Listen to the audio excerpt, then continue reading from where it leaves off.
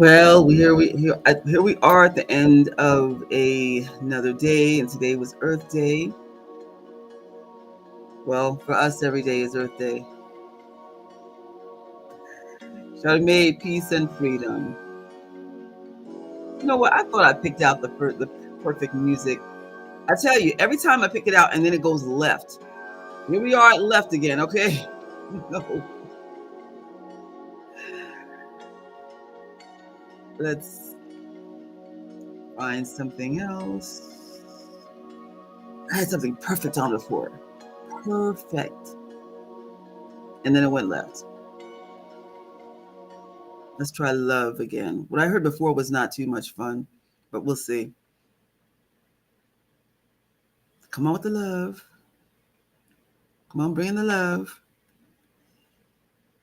We have a lot to talk about this evening, but I'm okay. Hey, let's hang with this before the track changes. Okay. So let's start again. That's nice. Charmaine, peace and freedom. Ekwebu, come on in the house. Mimi, welcome.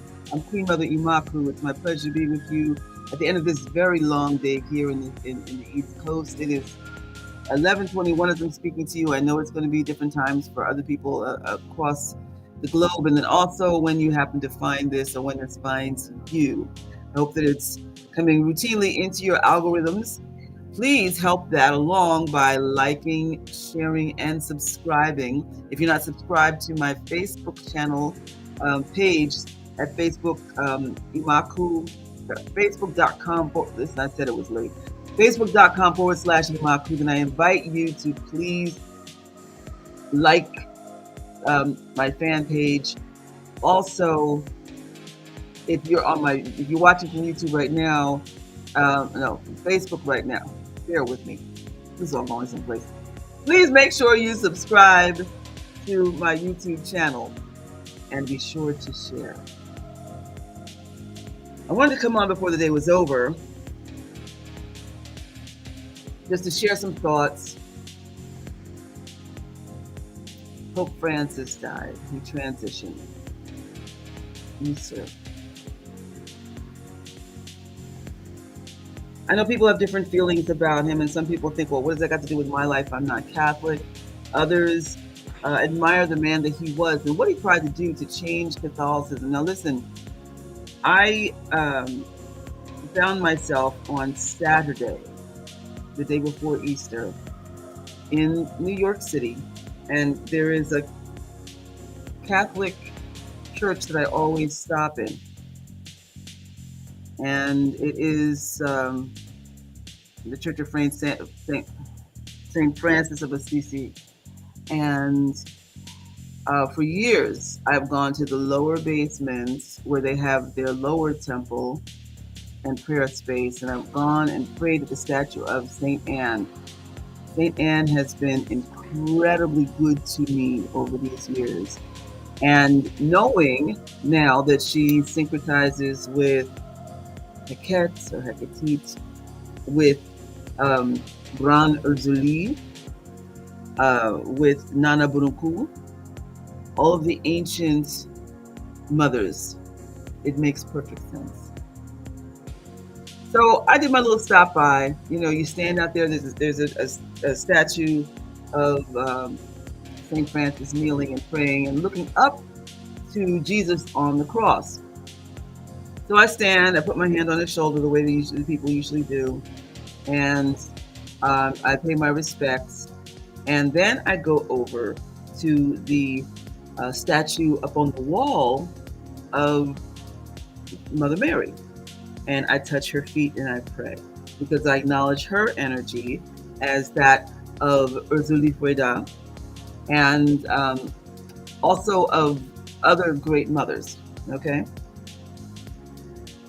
And so I felt it was only right. I haven't been there in a while. I haven't been in the city for a while, but when I am in the city, I make it my business to get there and pay my respects.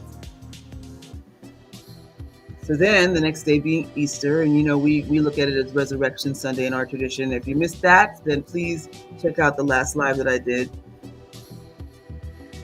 And I think I'm going to forego this music because this is just too unpredictable. Listen, I have all this music that I've done, and it is definitely time for me to bring it out. But in the meantime, regarding Pope Francis, one,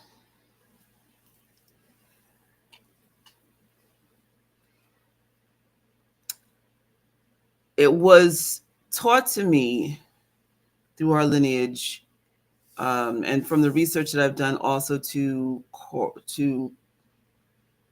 validate it. The structure of the Catholic Church came directly from Kemetic spiritual practices, and the Roman priesthood students studied with the last of the Kemetic priesthood, and then they extrapolated the information that they could.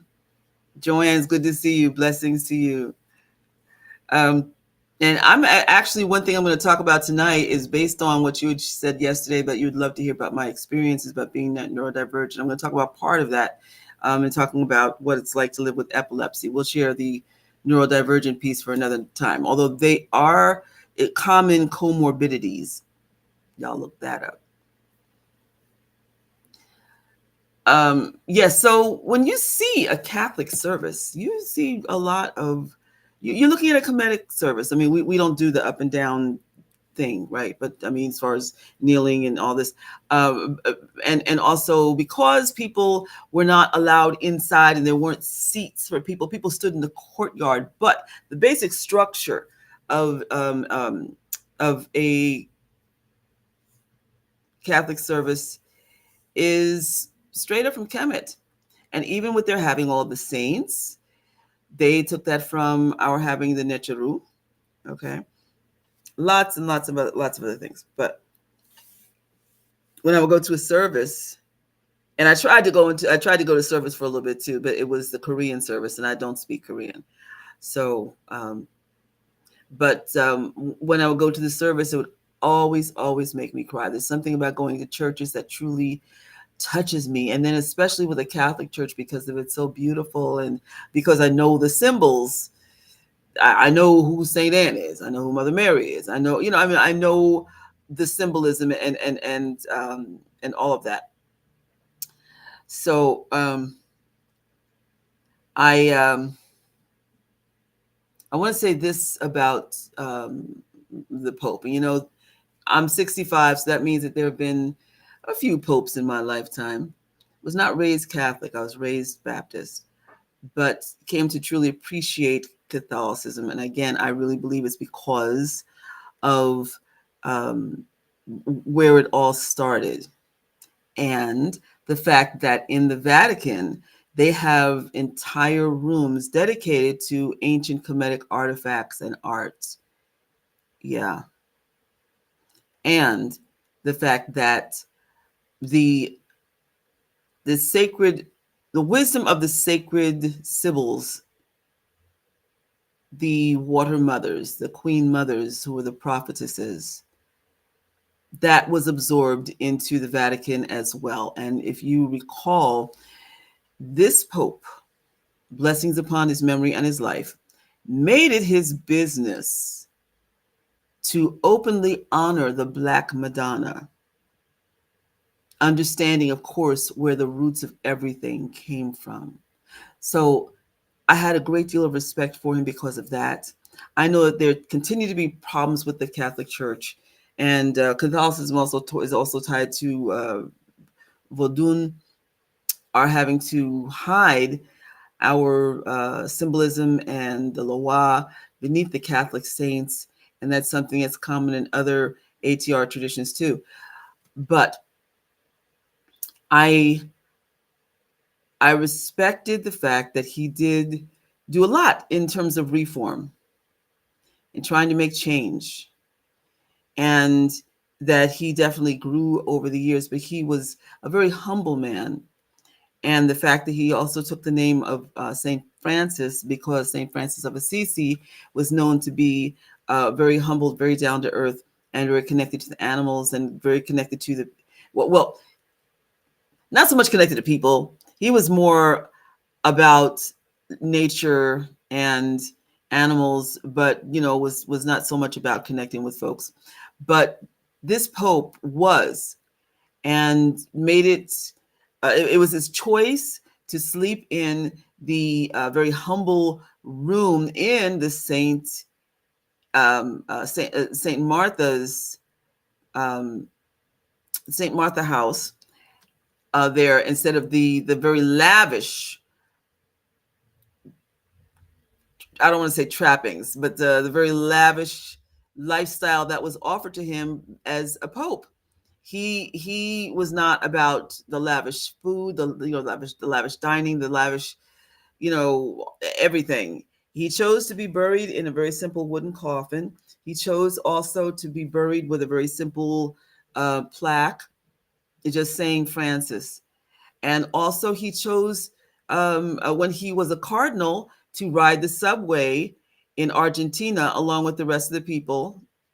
Okay. Because, see, I talked the other day about the importance of understanding when you get to a place where you need to pull back, separate yourself, right, for your own safety. But then there is also the thing of making sure that you're not disconnected from people, so that way you know how best to serve. We see this in the stories of the Necharu, and in so many of the tales of guardians over ages, where they are gods and goddesses who come down in the flesh to learn how to best serve mankind. We saw that in the stories of Set, or who the Greeks called Isis, Aset, Iset, Ast. We see that also in the story of, there's a point where a bunch of them are all on Earth at the same time. But then also in the story of Amsu, and the idea again is so that you are not just regarding yourself as some lofty god or goddess, for lack of a better term, or spiritual being, but that you are understanding about mankind, the travails, the triumphs, the trauma, how to best understand and serve. So that also comes down to when we are called to serve. I had a lengthy conversation with you all about that the other night. And being grounded and remaining connected, or getting yourself back to being connected if you've been disconnected for a while, because truthfully, a lot of us can get carried away with our religions, no matter what they are, whether they're earth-based, whether they're Abrahamic. People can hide from life inside of their religions, and we don't want that. And if you're in leadership, also, people can start ego tripping off of that and become disconnected from what people really and truly need.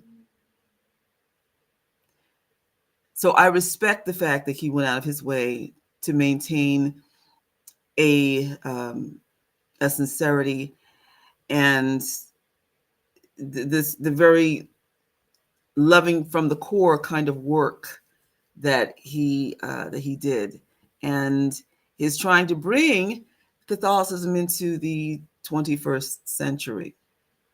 Who knows what will happen now? Who knows what will follow him? Who knows if they bring somebody that's going to be conservative and repeal a lot of the work that he's done? I really hope not. And the very fact that he, even up until the end, that he had some words for our administration, y'all need to get it together. Yes. So that's how I feel. And then also, in looking at one of my favorite passages from the teachings of Amenemhotep, where it says, "Make not to turn aside from his duty a servant of God, to do what is profitable to another man." In other words, do not turn a holy man or woman from his or her purpose for another's selfish reasons, or agendas.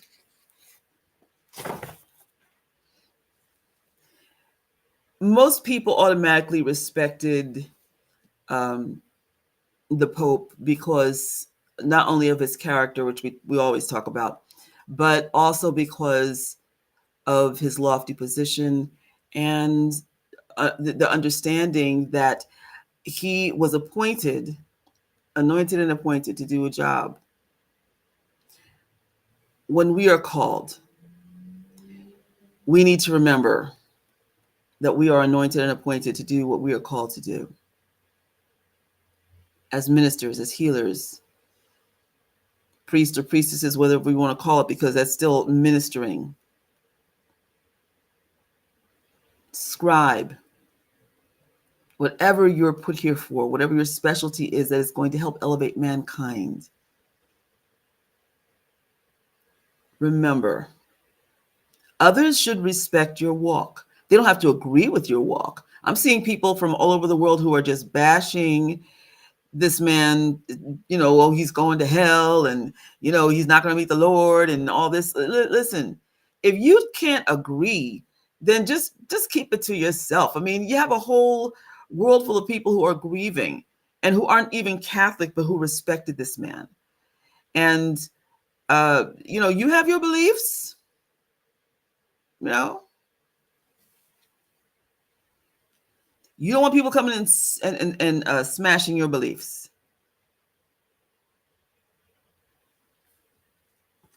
So I think that's basically what I want to say about that for those who are in mourning because of the fact that Pope Francis has transitioned. I extend my heartfelt love. I stand with you as you grieve, and I respect you for your walk, knowing that that this faith has been what has carried you. And so give thanks and praise. Give thanks and praise. Now, and I don't want to go into any of the, listen, again, he tried to do what he could to clean up all the nasty, trashy stuff, and he also felt that the wealth that the Catholic Church had would better suit the people. That's one reason why he made the decisions that he made to live a very humble life, even as a pope. Okay. And he's right. Because listen, in Kemet, when things were rough and times were hard, people started robbing the tombs. Why? Because people knew that people were buried with all their good stuff. You have your gold in there, you have jewels, you have furniture, all these different artifacts. Well, what we call artifacts now, but these items that were not serving the people in the tomb any good, except to have them contained there so that their energy would be contained, so that when they woke up in spirit and they looked around and saw their stuff, that was the signal. Hey, you ain't alive no more. Okay, because you see all your stuff crowded around you in here. We're trying to keep your spirit contained so you don't become a wandering ghost. And also so you really step to the reality of the fact that you're in a new life and you got to move on from here. Now that you've seen all your stuff, you shouldn't linger here. And so move forward into the next realm. So all that wealth inside the tombs, while we do not believe in grave robbing, that's one of our creeds that we have in the 42, about stealing from people's graves. It's considered a desecration. But you can understand, you've got somebody who's hungry and you got some dead people with all this stuff that's up in there that will benefit the living. I'm not encouraging people to grave rob right now. It's not a good idea. There's a story I'll be getting into in a few days, one that I shared years ago about Setne. And it's a great epic tale. And it's a great, there's so many morals in it. But can you imagine if somebody said, when we buried Grandma, she was wearing such and such and such and such. Let's dig her up and get her jewelry. No, don't do that. Don't do that. So, yeah, all that to say, when you're in a position of leadership, you start wondering how you're going to leave here. We've had so many in our tradition who did not leave here well, not taken care of as elders, not respected for their walk, people just wanting to steal the information. I get that, because ultimately, from what I've seen and from what I've been told by others, people don't care about you. They don't care. They just care about the information that they can get. All right. Again, it's about, well, the treasures that come through our knowledge, our well-earned wisdom, and our experiences that they have not begun to even touch. Right. So,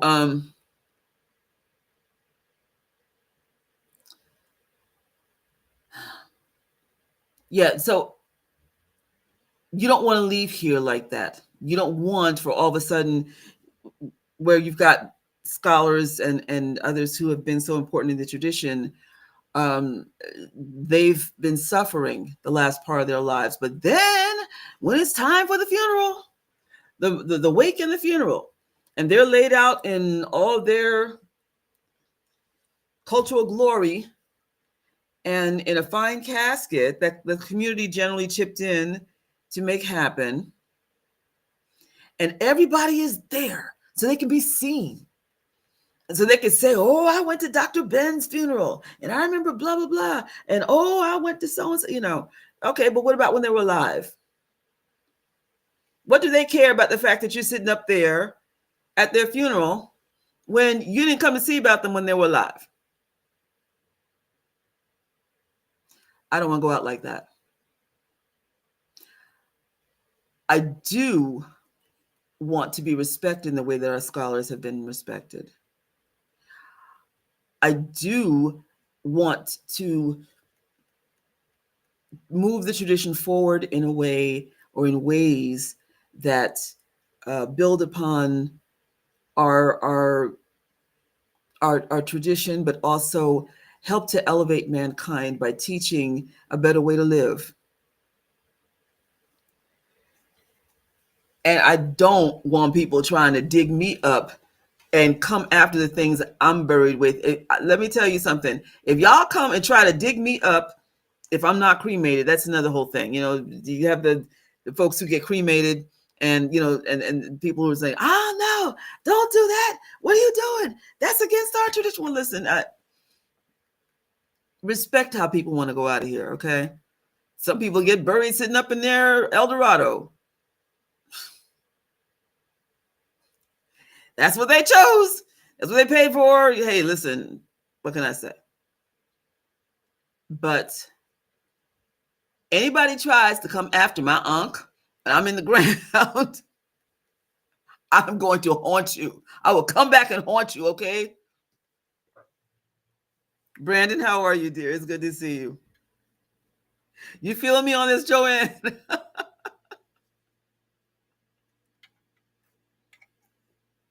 Don't try to steal my clothes. Don't try to steal my Ankh. Don't try to steal any of my sacred salve that I'm buried with. Don't do it.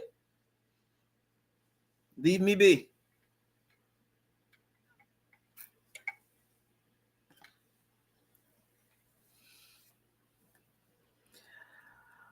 So now the next thing I wanted to share, let me see, it was,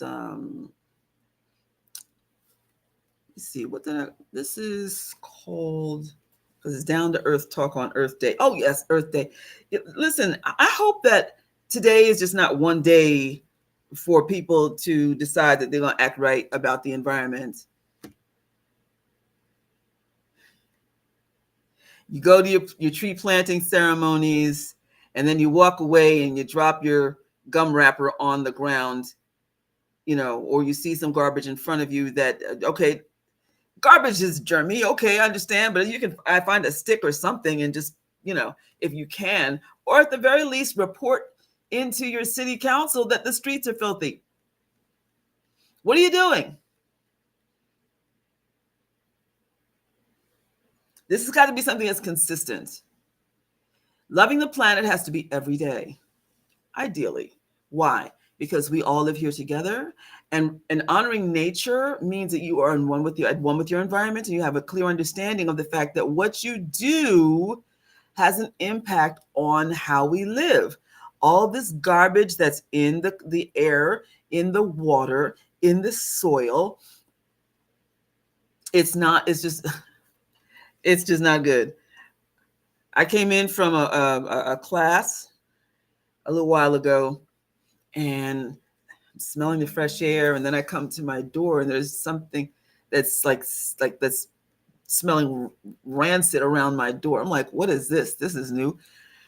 And sometimes people come and they hang around. We're walking down the street, not hang around, but they'll maybe sit on the steps upstairs. You know, I live in a brownstone, and so they'll sit up there talking about trees. They'll be up there smoking their weed, you know, and you know, when that happens and I smell it, I go out and I let them know, you know, first of all, this is private property. Second of all, that's all coming into my apartment. Okay. So they'll leave.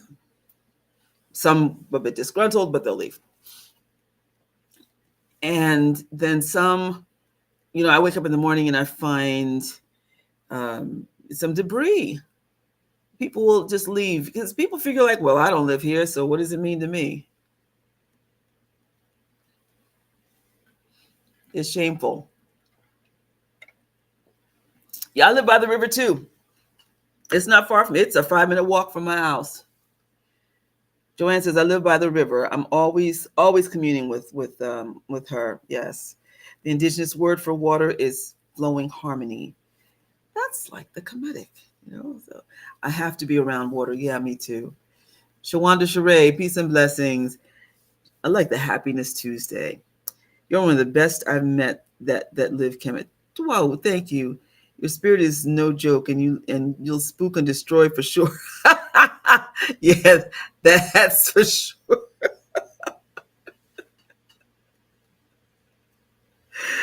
Oh my goodness, yes. Leave be. Give thanks and praise for what you're sharing. Thank you. Thank you.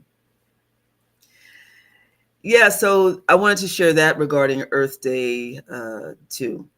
So, I mean, we have all these different ceremonies.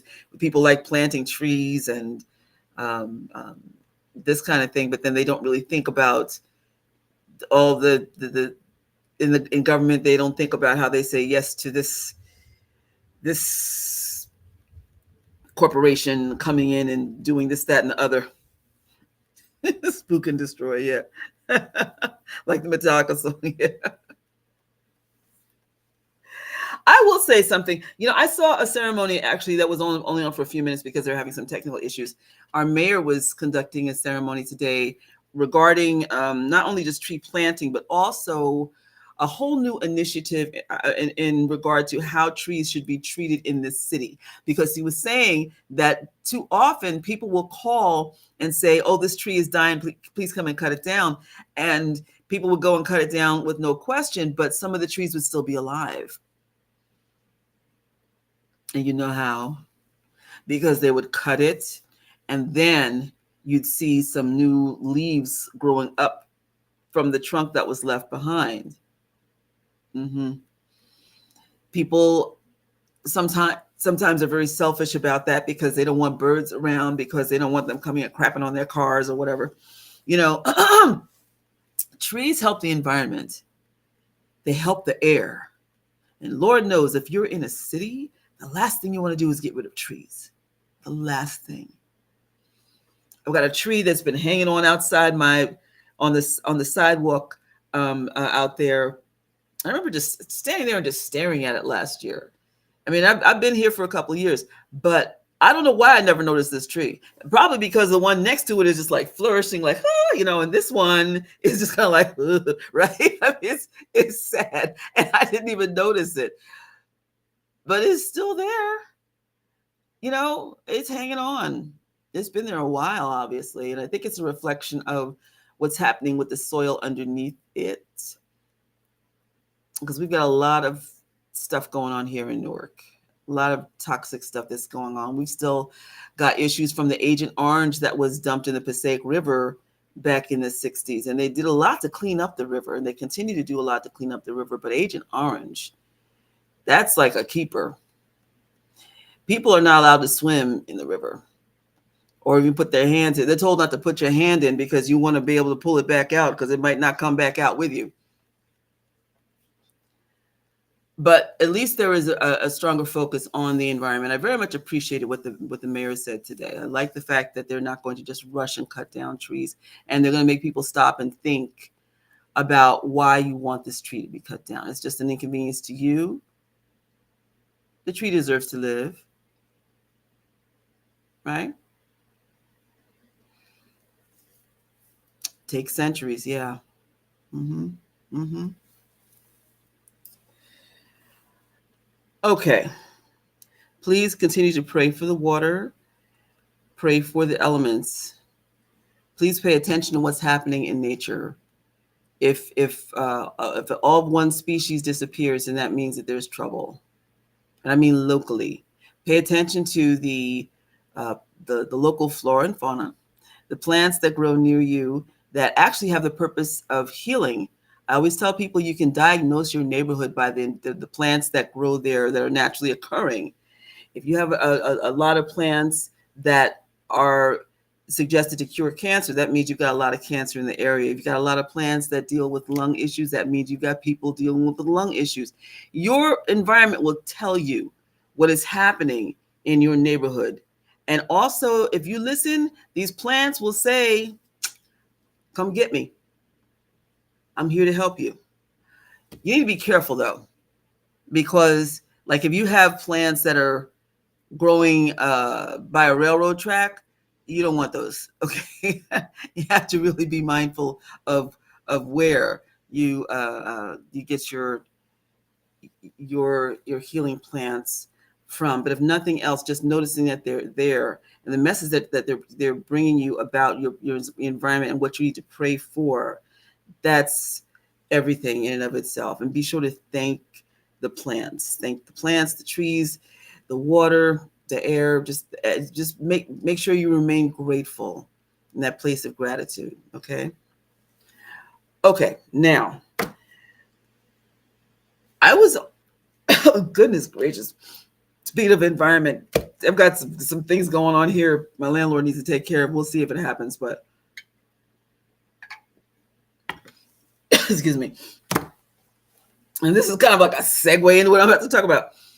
Okay, so I was on Joanne's show last night, and it's so funny because I was getting ready to go to sleep, and I'm looking through my YouTube, and there on my feed is her live. So I said, okay, so let me see what they're talking about. She's talking about, and she was talking about being on the spectrum.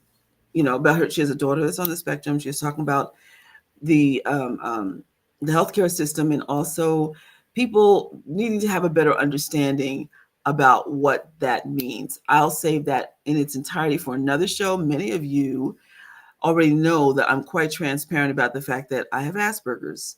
I'm on the spectrum. I have so many people who say, you? Nah. There was somebody who said to me, I don't believe that about you because you're probably the most intelligent woman that I know. Well, see, now this shows how little you know about the spectrum. And it doesn't mean that you're not intelligent, but the spectrum is the spectrum. You have some people who are here and others who are here, others who are here. And it's actually very difficult for those of us who are considered highly intelligent and who are highly intelligent, because people are always figuring, oh, she's all right, especially for women. For women who are on the spectrum who are highly intelligent, we have a very, I'm not bragging on myself, okay? I'm just telling you, listen, I had people who, I've shared this before too, where but some of y'all are new, so it's new to you. But I had some people that I went to high school with who reconnected with me on Facebook. You know how you do. And of course, people are just like, Queen Mother, what is all this, right? Anyway, and then they would write to me, and then we'd end up talking, and there would they would always say this thing that was similar. In high school, you really scared me and intimidated me because you were so scarily smart. And so, um, you're so intelligent, And I would share, well, after when I got to be an adult, I found out that I'm on the spectrum. I have what was called Asperger's. Okay. So Joanne says, my daughter's in a door. She gets the same response. What is it? In a door? What is that? But she gets the same response. Yeah, you're so smart. You can't be on the spectrum, And people don't think that we have any problems, and we have more problems than people who are pronounced in it, because they're more likely to get the help that they need based on people's perceptions and misperceptions. Okay. Autocorrect. Yeah, autocorrect sucks a lot of times. Did I say that? I'm tired. So yeah, she's an Aspie too, so she knows. Yeah, women who are Aspies, we have it really tough. And then because we don't get the help that we need, we have to go out of our way to make a way and to be all right, even though it's a lot. It's a whole lot. You have to learn how to connect with people and find your right community and be with people who are not going to abuse you, who are not going to make fun of you, because the fact that, we kind of have this chip missing when it comes to dealing with people and being a bit too Pollyannish and naive and giving the wrong people chances. Okay. It's tough. Very frustrating. But what I wanted to share with you was about one of the comorbidities that go along with being on the spectrum, and that is epilepsy. And that's something else I've been very transparent about. I've had epilepsy also since I was a kid, and I did not get diagnosed until I was 35. I got diagnosed with Asperger's, ADHD, OCD when I was 32 or 33. And then at 35, that's when I got diagnosed with epilepsy. It's very common for there to be what are called comorbidities. Comorbidities are different neurological issues that also coincide, and sometimes it's not just neurological. For instance, it's not uncommon for people to have immune system issues, and I've shared very openly with you about my continuous issue with making sure that my lungs are okay and being in environments that are going to be supportive of my lung issues, because I've had pneumonia and bronchitis often throughout my life. And but with living with epilepsy,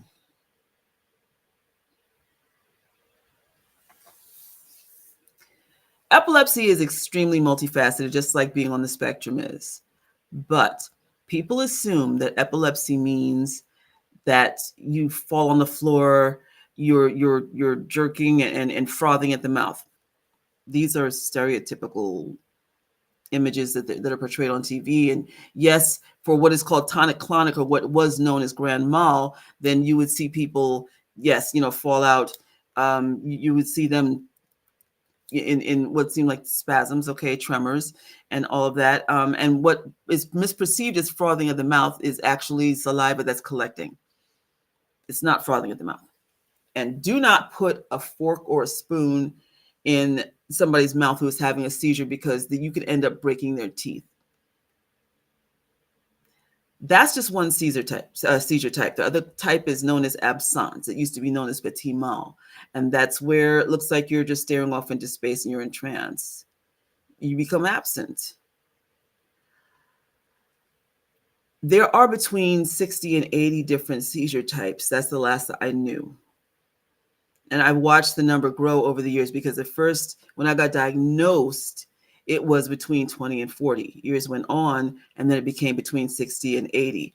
I remember reading somewhere with my up to be up in like the 100 something, but for sure I know between 60 and 80. And the thing I also want to let you know is that I have 9 different seizure types. And one of them is photosensitive seizures. I have to have sunglasses with me at all times. I never know what the lighting's going to be like when I go into buildings. When I was in this class that I just came from, it was very bright. And so I had to kind of, sometimes I will explain to people because I don't want people to think I'm trying to be standoffish. Although sometimes I am, but I mean, just because I might be in a new environment and I'm trying to just check the vibe of the room or whatever. But still, the idea is that sunglasses protect you to a degree when you have photosensitive seizures. Now, here's the thing also. I know I blink a lot. And I used to have this, well, there's this person, she would always be picking on me. And she was like, why are you always blinking? What are you trying to be cute? You trying to flirt? You trying to be cute? Why are you always playing with your hair? Well, the hair thing, that's an Aspie thing, okay? But the blinking, that's because I have photosensitive seizures. Look it up. Blinking a lot is the body's natural way of trying to protect itself because of being exposed to light that may be harmful. That's what that's about. I never explained to her, this is connected to my disability. No, I'm not. I would say, no, I'm not trying to be cute. I don't know. I just always blink a lot. I did not just say, leave me alone. You don't have a right to say anything about the fact that I blink a lot. This is tied in with my disability. And if I'm not, then you'll see that a lot of times it looks like I'm staring very intently, okay? But then it goes back to the blinking because my eyes are trying to get moist and also trying to protect myself from the light. As I'm talking to you right now, there is a column that is in front of me. And it is, holds up the wall, of course, and it's also connected to my what do you call it? The granite, my granite top counter, what do you call it? Anyway, so where my stools are at and where I prepare my food and all that. I can't think of that. The island. Okay. Yeah, I have a granite island that's in front of me right now. And I position myself so I'm behind this column. So that way I'm not exposed to the lights over here overhead too much. Because it'll trance me out. I can't do theater in the way that I did before. I have to be very selective about the venues because the spotlights would always mess me up. Theater lights would always mess me up. And this is why after a performance, I'd be just exhausted. Didn't want to talk to anybody, leave me alone. And, I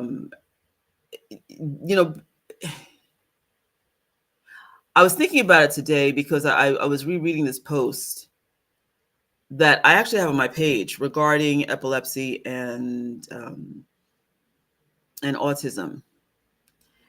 And it does make mention in the article that I posted about the blinking. And I thought today, I've never talked about that. I've had dudes thinking that I was flirting with them. Talking about my eyes and, oh, it's just so sexy the way you blink your eyes and so forth. And it's just like, I ain't trying to get with you. Okay. This is part of the condition.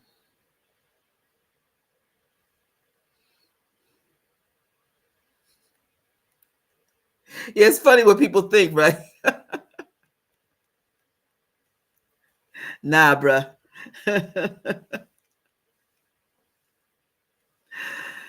So, although I have to say, I've gotten in trouble with some women coming after me too because they thought that I was trying to flirt with them. Oh no, okay, listen, that's y'all, right? My name's Paul, that's y'all. And Paulette, okay? So, and listen, you do you. No, I'm straight, okay? And I'm not knocking anybody who isn't, but I'm just saying. But this is also that's gotten me into trouble because people have completely misread my, my situation here. Then it's like, oh, you're such a flirt. No, where's that coming from? Well, that's because of that. I've watched myself on camera. You go back and you see what you watch what you've recorded, especially live. And I would get so frustrated, but like, I've got to just stop that. But I can't help it.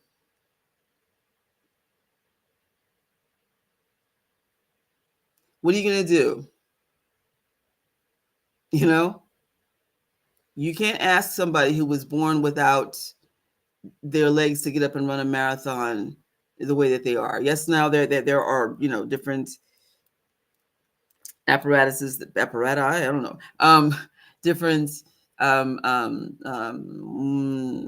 artificial limbs that are that you can use, but that's not taking away from the fact that this is how they are. Someone who's on the spectrum who is not able to, who's nonverbal, right? You can't stand there and yell at them talking about speak. Although that's something that I've had an issue with also, because sometimes I'm frozen and you may say something to me and I'm trying to just break out this frozen thing because of being so overwhelmed, and I can't gather my words, and people would be like, oh, I hate when you do this. Why do you take so long to talk? People can be extremely mean. That's the world we live in. There are a lot of very kind people. It's important to engage with the kind people. But when people, especially if they are intimidated by you, they're jealous of you, and they find that there's this chink in your armor, they will do whatever they can to make you feel like you are garbage. They will do what they need to do in their minds to put you in place by using what they perceive as your weakness to make you feel bad about yourself. I don't need those people in my life.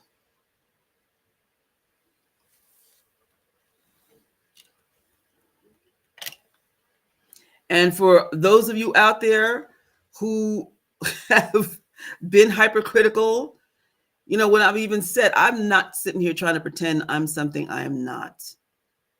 But by the same token, I'm not going to sit here and allow anyone to bash me because of my challenges. You do not get that right. If you are that low of a person, you need to check yourself, especially folks who y'all know who you are, claiming to be spiritual people, right? Claiming to have so much wisdom and knowledge and to be so ethereal. I'll tell you something. Those of us who live with disabilities have a better clue as to who is really nice and who is really mean, because many of them do it out of the presence of others. And when they're in the presence of others, they're fawning all over you and, oh, blah, blah, blah, right? But then talk to them privately. Let them text you privately. Let them message you privately. You'll find out a whole other mean, evil at times person. Simply because they figure either you're not smart enough or swift enough or capable of being able to counter their nastiness, or that you're not going to pick up on it. Oh, yeah. That goes for some politicians I've dealt with. And I've had to remind them, you know what? We vote too. And we talk about the people who treat us like garbage and let others in our community know Mm-hmm. So, yeah, 100% pretend to be allies. How about that? Mm-hmm. Yeah.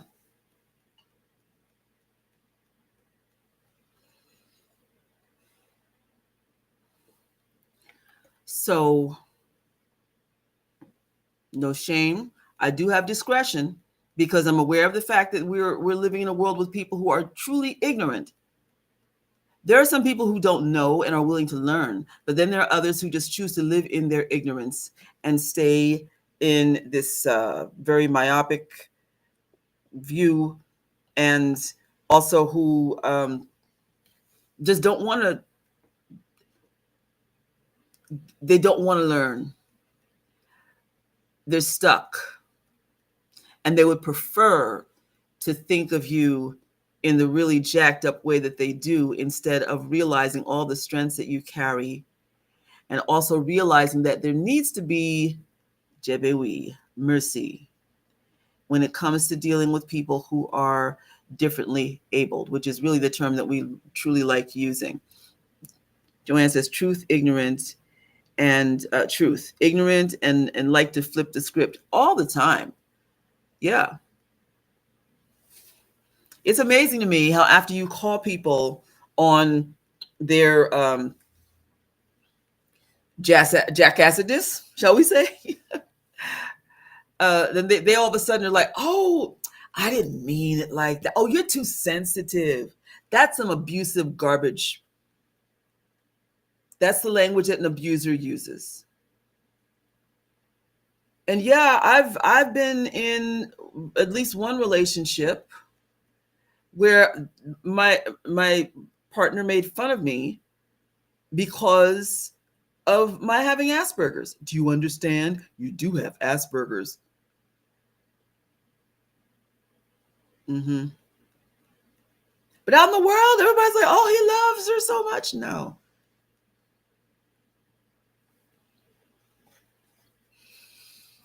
So um, finding community, supportive community, is a big deal. I belong to a few differently abled advocacy organizations, and I have one dedicated advocate who calls and checks on me on a regular basis. To, checks to see if there's anything that I need. That air purifier over there came from my advocate putting in an order for me at the organization, and discussing, she lives in a beautiful place, but she's got falling brick dust, and she's got um, grout, and her doctor says it's messing with her. My doctor gave the organization a note also saying that I needed to have an air purifier because of all the issues that I have with my lungs. And if this was not going to be taken care of, and I'm not going to get into too much detail here, but if it was not going to be properly taken care of, then there need to be some changes, not only in my environment, but also, well, anyway. So having advocates who are there for you is a big deal. If you have been suffering your whole life and not knowing that you could have advocates, then trust and believe. I can tell you from my own experience, because I didn't know until late in life that I could. And it does make a big difference, because they will fight for you. And they will help you to be able to fight for yourself and enhance your own life. The organization is there to help you to be able to live independently and be safe, have your rights respected, and also to be able to take advantage of whatever opportunities that are out there for us because of our challenges. Now, because of my vision problem, this now I'm in another category in terms of, and I didn't realize this also until recently. I'm in another category of people with vision problems. Yeah. So I have a friend who is in two of the organizations I belong to, who called me up on the urging of one of the leaders of one of the organizations that has, because I joined an organization now dealing with people who have visual impairments, and so this brother told me a lot. There's a lot that I didn't know. Okay, just like I've been sharing with other people what I know, like when I went to courts and I had this, and I'm dealing with getting divorced and all this other stuff, and did not have money for an attorney, and I didn't know that I was entitled to not only an attorney but also to have my advocate in court with me by ADA law. Okay, once I found out, everything stopped. And the judge, because I brought up ADA, okay, no, we're going to adjourn, and I'm going to give you time so you can find an attorney, and you can bring your advocate in. If you're living with challenges, it's important to learn the laws. This is why I do advocacy myself, to help others. And because a lot of times you feel so alone, and you want to be independent, right? You know, I've told you all, I'm very careful about who I let in my house. And that's because I'm part of what would be considered the vulnerable population. So I can't have people coming in here breaking up my stuff or taking stuff, you know, because they think you're not going to miss it. And so, you know, living independently is a big, big deal to me. But by the same token, it's important to have your circle, the people who you do trust to come in, the people who you know are going to support you, and that you're going to support them in their time of need. It's reciprocal, right? So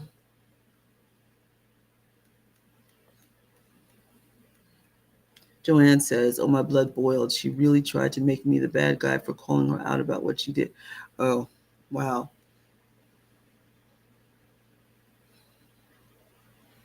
Yeah, people are really something. Really something.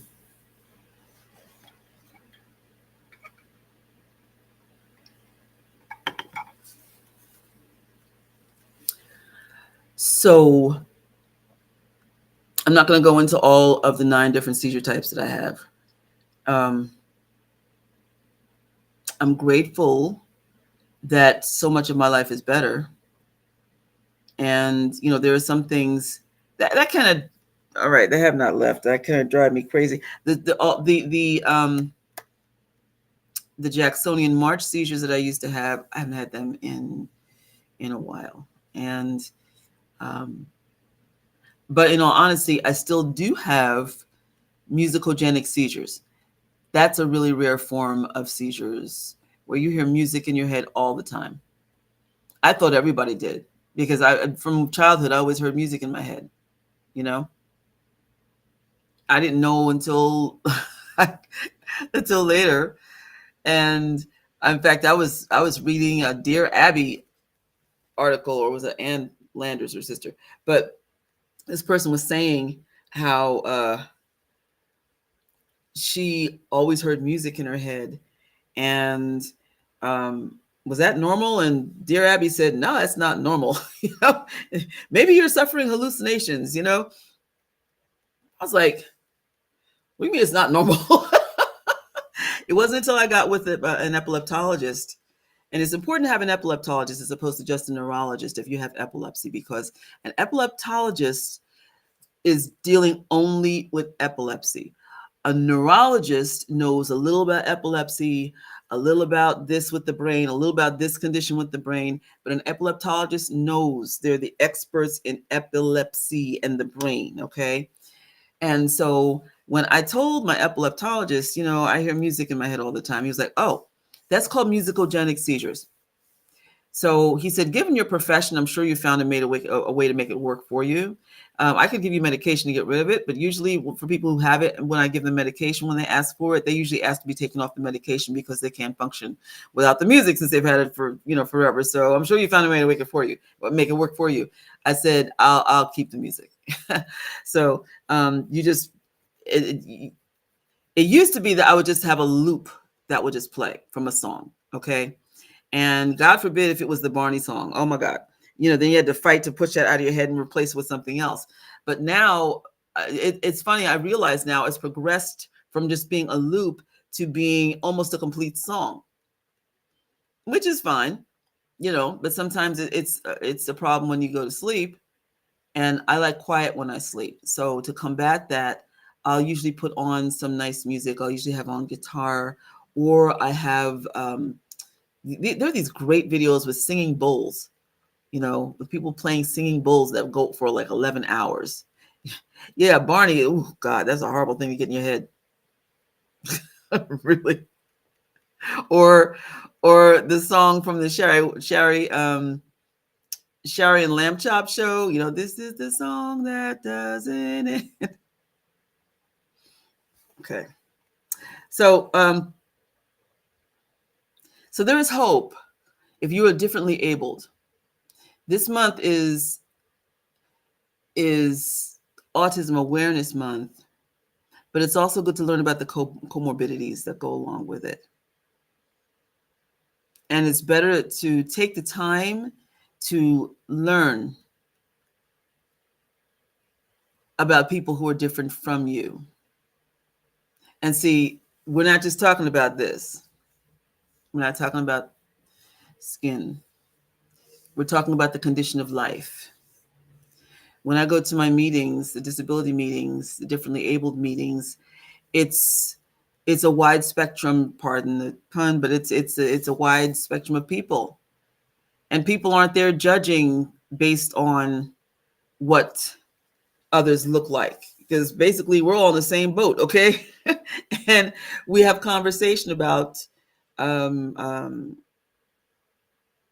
challenges, what works. It's good to find somebody who is dealing with exactly what you're dealing with, and getting their view on what life is like and what works for them, and also to have them ask you likewise, what's working for you, and to share information for how we can not just survive on this planet, but also thrive. Yeah.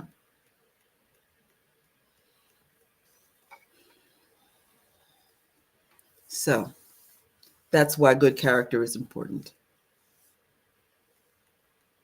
And don't get me wrong, there are jerks in the disability community too.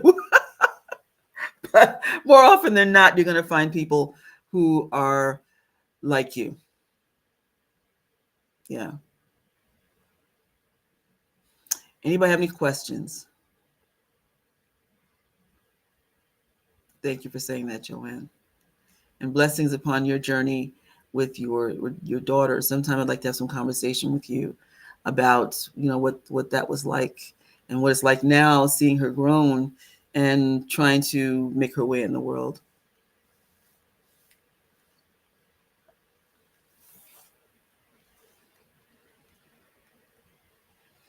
Okay. And you all should know, I have poor facial recognition. I've mentioned this before, but I just want to make sure you understand that, because I have people who come up to me, they'll be like, "Oh, Queen Mother." And I'm there thinking, who is this? I'm not trying to be cruel. I'm not trying to be uppity or anything like that. My brain is processing. I'm really trying to remember who you are, because it may be that you've changed your hair from the last time. It may be that, because you had such a starkly different outfit on last time, and this time you have a different, it's like that. So this is where I rely on my spirit guides, because I'll be there just in I don't want to say confusion. I'm just desperately trying to figure out who this is, and all of a sudden it'll come. So oh, okay, but then okay, and then place where they were, where I met them. There are times I just have to say, I'm sorry. I have poor facial recognition. Where do I know you're from? See, that's also why it's important for me to protect myself, because there will be people who come up and try to pretend like they've known me for years. And oh, I met you at such and such place, and don't remember me? And oh, we did such and such and such and such. Really? They use it as a way in. Okay. Yes, Joanne, we need to exchange phone numbers. So, okay. If anybody else out there would like to share their experiences, because I know actually that I have a lot of Aspies who follow me, and it's been very affirming to talk to folks about their experiences. Now, that's cool. If there are people who are honestly reaching out because they're discovering, hey, this sounds like me, or hey, I was diagnosed, but I've been scared to tell anybody, or yeah, what do I do about sharing this with people in my life who don't want to accept that this is who I am? Those conversations are cool. Okay. I don't consider those consultation conversations. But owning what is so in your life is important. Not letting anybody browbeat you because they're not comfortable with your challenges. And then also making sure people realize you don't mess with us. And here's another reason why, in terms of spirituality. Now listen, in the Orisha tradition, we are automatically children of Obatala, King of the White Cloth. He is the father, he and Oshanla. They're the father and mother of the differently abled, the guardians of the differently abled. In the Kemetic tradition, it is Kenemu and Nechemetewit, who is the rescuer. She is the guardian of the challenged in society, those who are the underdogs, those who are economically challenged, those who are abused, and those who have been unfairly treated. Yeah, this is one reason why the system is so sacred to me, because this is her crown. She has a crown that is made of the system, and this is how you are able to contact her. And in the Kemetic tradition, with Kenemu, he's the one who sits at the potter's wheel and is the one that crafts the souls, the bodies, and the souls. In Orisha tradition, it is Obatala, but it is portrayed in the telling of the story of, in his creation of mankind, that the differently abled were a mistake, and that Olodumare, the great god, said, "Yo, you messed up. You made them. You take care of them."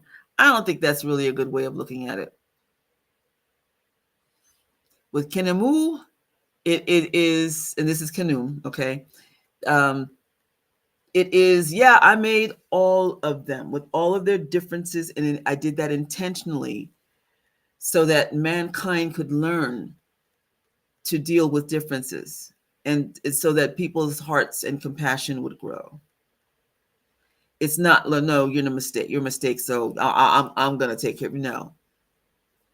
I lovingly made you, and I celebrate your difference, and I want the world to celebrate your difference or differences too.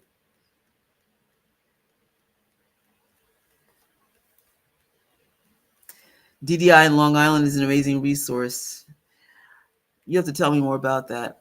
It's really good to find out the different places that are actually doing it and doing it the right way. Yeah. Okay. I think I've spoken enough on that. And I think I've spoken enough for tonight. Sometimes I stammer. Yes, that's part of it. But again, I'm not perfect. But I think I'm doing pretty okay.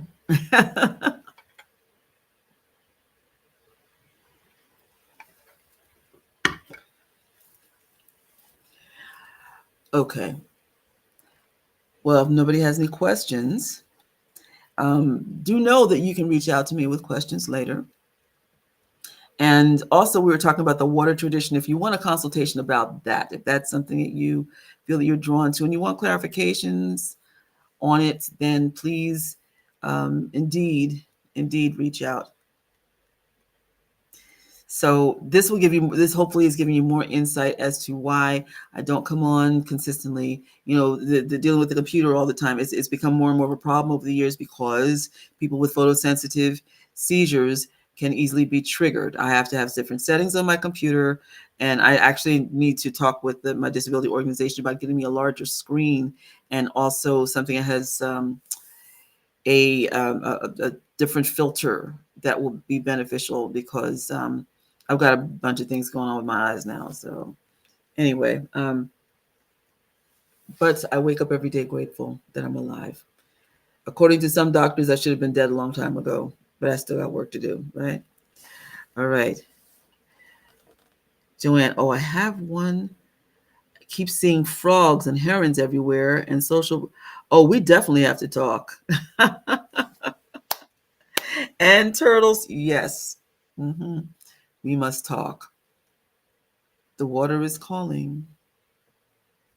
The water is calling. Okay. Um,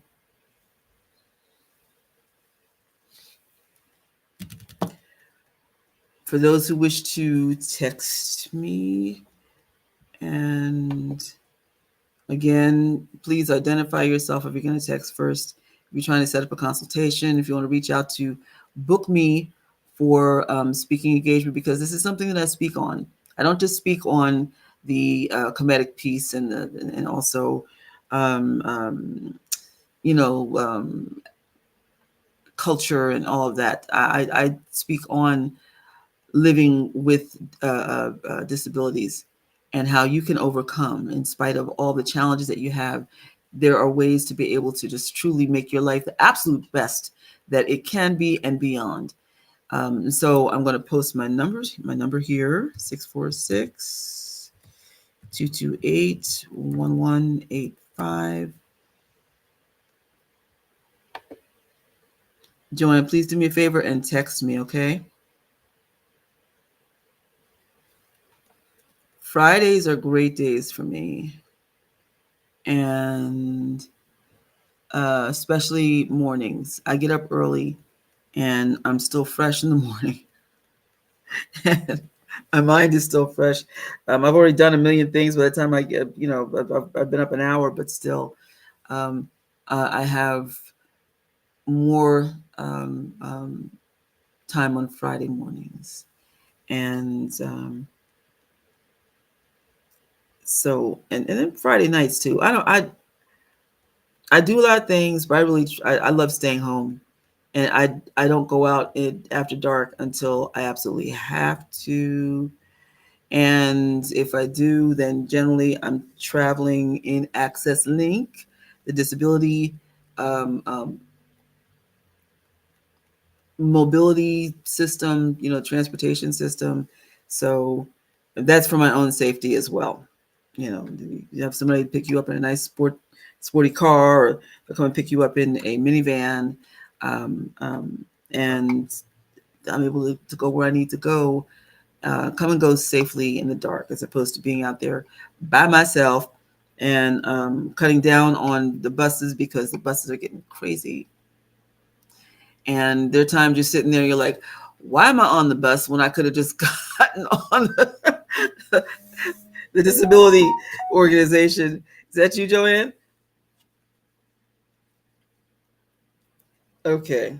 The disability transportation, I mean, so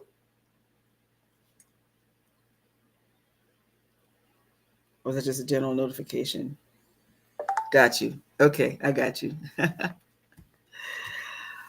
Okay. And so with that we say Maria, which means much love.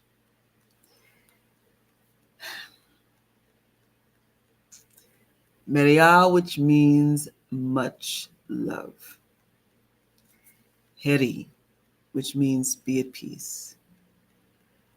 Teni, which means be accountable. Jebewi, which means be merciful and compassionate. And Menachem, stay sweet.